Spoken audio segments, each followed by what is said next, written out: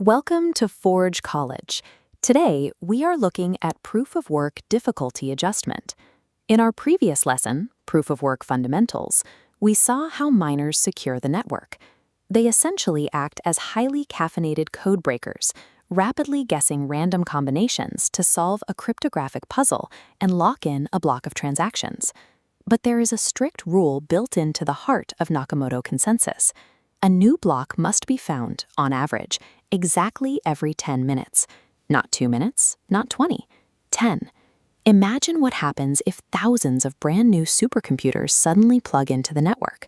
With all that extra processing muscle, they are going to guess the winning combination much, much faster.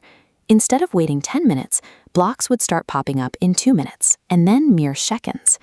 This is a major problem because each block also releases a specific amount of new coins into the system.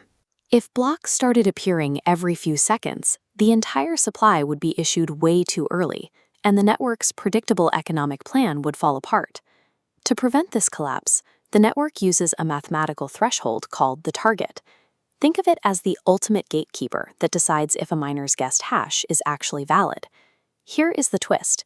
To win, a miner's guessed number has to be lower than the target. Looking at this diagram, if your guess is too high, you hit the line and fail. But if your number is small enough, you squeeze right underneath it and win the block. It operates exactly like a game of limbo. When you lower the limbo bar, it gets physically harder to bend backward and fit underneath. In the network, a lower numeric target means fewer valid numbers exist, making a winning guess incredibly rare.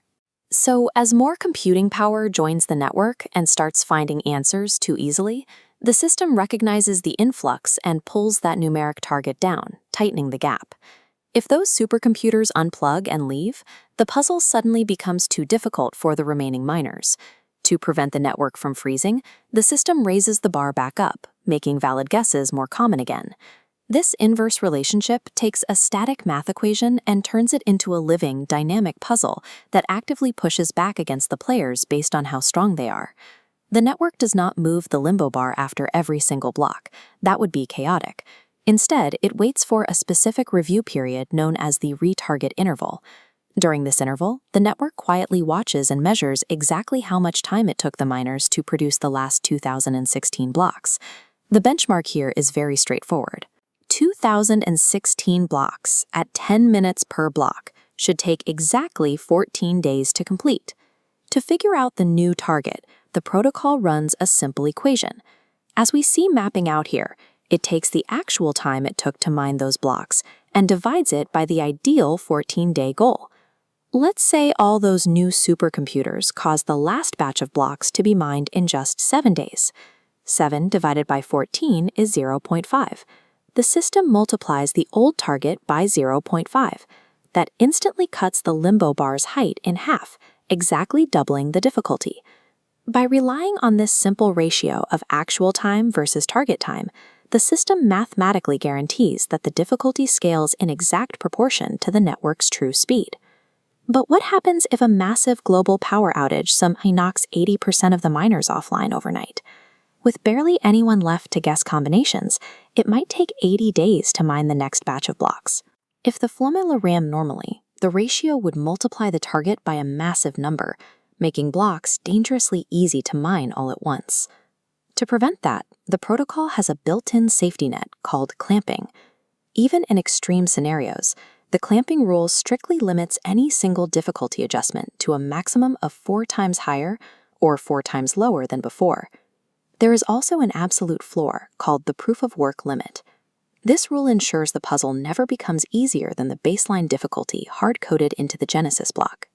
Clamping trades immediate responsiveness for safety. It forces the network to recover steadily over multiple 2-week intervals, rather than suffering wild, exploitable swings in difficulty.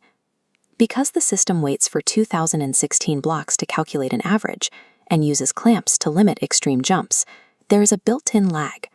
Massive changes in computing power will always take a few cycles to completely smooth out. Ultimately, difficulty adjustment acts as the network's closed-loop thermostat. It measures room temperature and shifts the target to defend the 10-minute interval, all without central control. Keep this balancing act in mind as you move into the next lesson, Proof of Work Security Analysis, where we look at how these mechanics hold up when people actively try to attack the network. This video was made by Forge College. Visit forge.college to explore more educational Web3 resources. This mathematical balancing act is what allows the network to stay on schedule for decades, ensuring that no matter how much the mining world changes, the rules of the game remain exactly the same.